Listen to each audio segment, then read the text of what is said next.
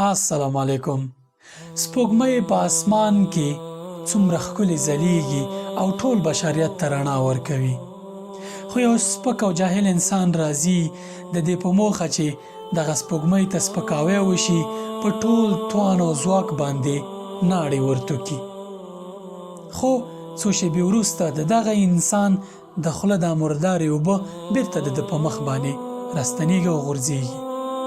سپوږمۍ هماغسې په خپل ځای کې ښکلې ځلیږي او رڼا ورکوي. باور وکړئ، هیڅ څوک هیڅ قدرت نشي کوای چې د رسول الله صلی الله علیه وسلم په شان کې په ګستاخي باندې د خلکو په زړونو کې د هغه مبارک مینه کمه کړي. ملک نه، که دا ټول بشریت یو لاس شي او وغواړي چې د رسول الله صلی الله علیه وسلم مینه د خلکو په زړونو کې کمه کړي، هیڅکله به دې هدف ته ونه رسیږي. ځکه رسول الله صلی الله علیه وسلم حبیب الله، د الله تعالی محبوب پیغمبر دی. د هغه مینه به لا د خلکو په زړونو کې زیاته شي. الله تعالی د خپل حبیب دفاع پخپله کوي.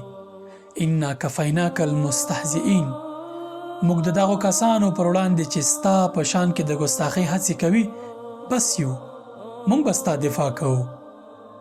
باور وکړئ، که ټول بشریت لاس یو کړي چې د دغه دین په سر باندې خاورې انبار کړي، د رسول الله صلی الله علیه وسلم مینه د خلکو په زړونو کې کمه کړي، باور وکړئ هیڅ به ونه کړي مګر دا چې ځان ته به د دوزخ په کنده کې ځای ونیسي.